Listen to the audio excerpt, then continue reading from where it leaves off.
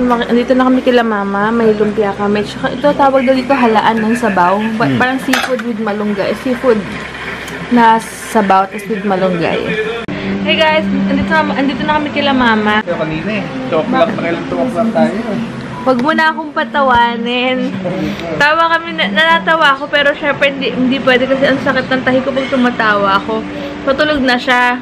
Tapos si Hugo, kada dede, lalapag ko sa crib niya, iiyak. Tapos sabi sa Jel, ano oras na? 2 o'clock.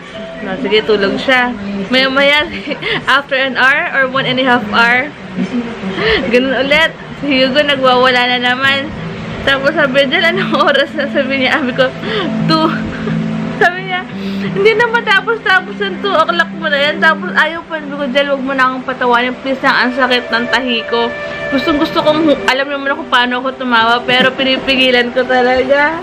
Sabi niya, grabe ka talaga. Pero guys, sobra. Ngayon ko... Ay, ito parang layan narating ko, di ko... Pero ngayon ko masabi na iba pala talaga. Pero alam niyo yung feeling na kahit na wala kang tulog, pagod ka, tapos ang sakit-sakit ng mga boobs mo, syempre sa breastfeeding, ano siya, fulfilling naman, and parang hindi ka napapagod. Pero minsan, syempre may times na may irita ka kasi iyak-iyak yung baby, na gusto mo na magpahinga, sakit na ng katawan mo. Pero ang laki ng tulong ng support talaga ng may nagsusupport sila na asawa mo. Tapos si Heinz, naawa ako kasi baka hapon wala nga siyang tulog dahil nga nag-isa ng birth cert ni Hugo. Tapos whole day talaga yon. Pero siya talagang pagigising siya, hindi mo siya makikitang nakasimangot o magagalit kay Hugo. Talagang ano pa siya, sinasamantala niya pa kasi gusto niya amoy-amoy yung hininga. As in, ganun talaga. Tsaka sabi nga niya na hirap na nakita niya yung pinagdadaanan namin. Wala pinagdadaanan ko. Doon na lang siya bumabawi sa pagpapa-comfort kay Hugo, yung mga ganun. Malaking bagay talaga. Pero hindi pala talaga ganun kadali. Grabe lang. Pero ang saya. Masaya na mahirap na hindi mo maintindihan. Kasi pag nakita mo yung baby mo na ang cute, tapos tumataba-taba siya, tapos healthy, kahit sa paano healthy talaga siya, na nakikita mo yung progress everyday, yung improvement everyday.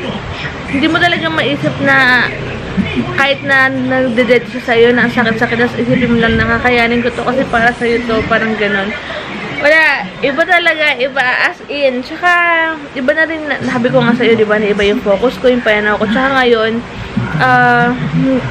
kaming dalawa lang lagi ni Heinz, diba? Kaya mas ina-express ko yung feelings ko rin kapag sa mga post, kasi gusto ko balikan to, yung mga gato, dahil syempre, minsan lang sila baby na ganyan. Gusto ko balikan yung mga times na pag naglalakad na siya, stable na yung tulog niya. Gusto ko balikan yung na gusto ko maalala na ano bang pinagagawa namin, nangyari yung mga ganito ganyan. So, ang sarap lang magbasa or i-check yung mga mukha ni Hugo from first day niya, second, third onwards.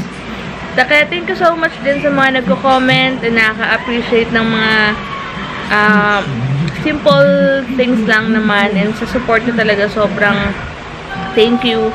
Hindi man ako naka-reply ng isa-isa na ngayon kasi kita nyo naman, sure ko kung wala ako sa lamin, hindi ako na yung eye bags ko, oh, ang lala. Pero worth it, masabi ko na masaya. Wala ka nang iisiping nega or kung ano man, kasi kung meron mang pumapasok na gusto mag-try maging nega sa'yo, wala ka nang pakialam kasi focus mo na yung anak mo eh. Alam niyo yun, iba talaga. And thank you so much pala Tita Yana sa gift mo kay Hugo pang diapers. Maraming salamat. And thank you kay Diana na nanood yata. Thank you so much, Diana. Ayan, thanks. Ayan, thank you. Ayun. Basta, iba talaga. Masaya. And gamit niya mamaya yung binigay ni Tita Connie na onesies. Papakita ko i-OOTD ko. Kasi ang cute-cute niya. Feeling ko ang macho-macho yan na. Kaya saktong-sakto. But feeling ko mga 1 to 2 weeks niya pa, 1 to 2 to 3 weeks na lang yun magagamit. Kasi ang bilisan lumaki. Kahapon nga ang hirap isuot, pero pinush talaga ni Heinz. Ayun, wala, natutuwa lang ako. Wala. Sobrang mixed emotions, as in. Ayun, tulog siya ngayon, kaya maliligo ako, samantalahin ko, kaya papalinis ako ng sugat sa kanya. For sure, pagising ng gutom yun, kaya kailangan ko i-ready yung sarili ko. Tsaka grabe yung milk ko, talaga umaapaw siya.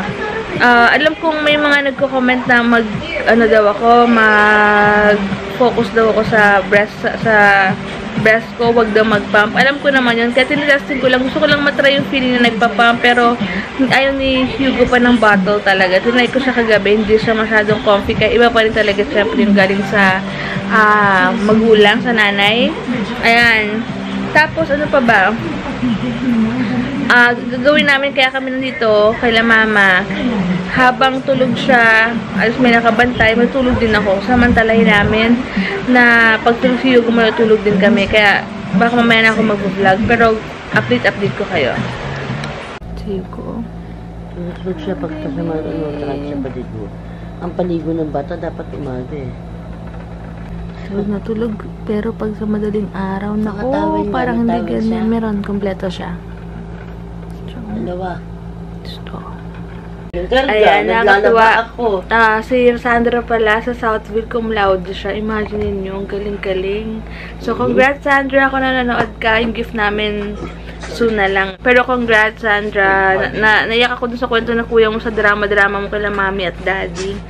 Ang sensitive.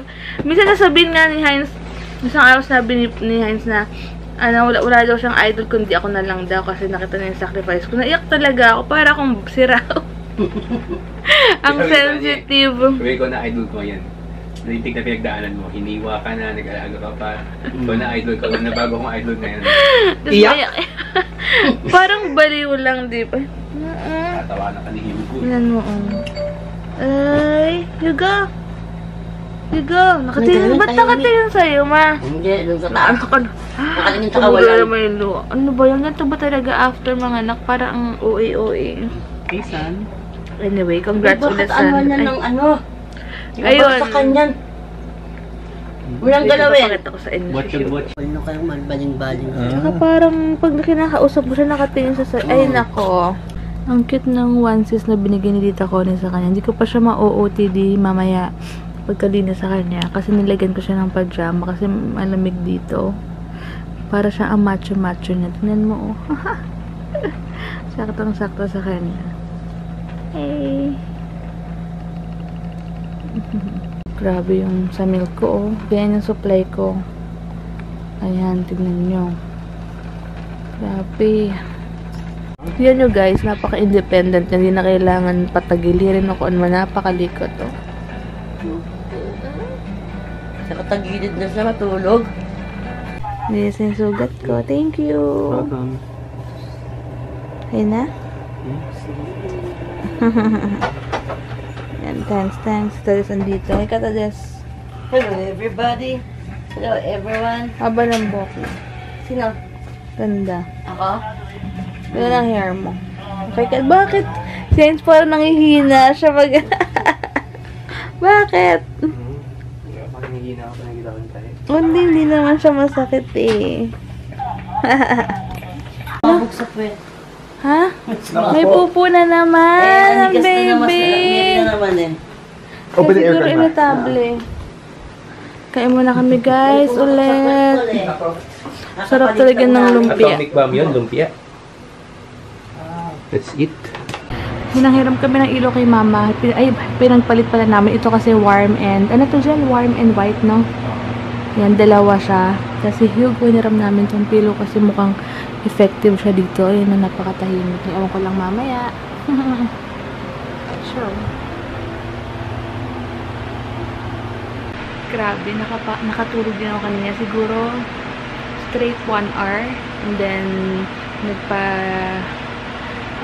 dedicate Hugo. And then, after an hour, tulog ulit. Kaya medyo okay yung feeling ko ngayon. Nagpunas-punas lang ako today kasi late na kami nagising kanina dahil wala talaga akong tulog. Ayoko naman maligo ng walang tulog, diba? Kaya punas muna ako bago ko pumunta dito sa kama. Ayan, tsura ko. Tapos, ano pa ba? Nagbabasa-basa kami ni Heinz. Thank you so much, ate, sa nagbigay nito. Malaking tulong. Inuwi pala ni Heinz kasi binabasa niya. Tsaka sinasabi niya sa akin yung mga info, mga dapat gawin. Ayan. So, later na lang guys ha. May asikasuhin na ako. Asim na. May iyak na yan. Kailangan na mag-milk na niya. Hugo. Oy. Ayan, alam na. Ang chubby na ng chicks niya. May double chin na like mommy. Oh. So cute. Ayan na. May mga nagtanong pala sa akin kung ano yung cut na ginawa sa akin ni Doktora. Bikini cut yung pinagawa, ay yung ginawa niya. Kasi tinanong ko siya, Dok, anong bang cut anong klaseng cut ang gagawin? Sabi niya, okay daw yung pa-bikini. Kaya yun yung ginawa niya sa akin. Pasensya na kayo, sabi ko nga nag-post ako kahapon sa page ko na hindi ako makasagot ng isa-isa kasi panakaw-nakaw lang yung pag-chat ko or pag-update ko sa mga accounts ko kasi alam mo naman nagbabantay tapos tulog. Hindi pala dali magpa-breastfeeding kasi ang sakit sa likod, sa shoulders. Kaya pagpasensyahan nyo na kung puro heart lang or konti lang minsan nasasagot ko. Pag may time ako, sumasagot ako pero pag wala na talaga, heart. Pero sobrang thank you so much. Na-appreciate ko yung mga comments nyo, yung mga tips nyo. Sobrang thankful ako everyday. Alam niyo yan, sobra. Kaya maraming salamat. Kaka-dede niya lang, ayan. Pero parang gutom pa siya. Pero inaantok siya eh. Ayun. Sana effective tong unan. Kasi mas maganda yung unan ni Tadis kasi medyo flat. Baka makipagpalit ako kung papayag siya. Ayan siya. Good night na, baby. Good night ka na. Good night na, guys. Mag-edit pa ako. Good night, guys. Thank you po sa mga nakukitan sa akin, sa lagi nagko-comment.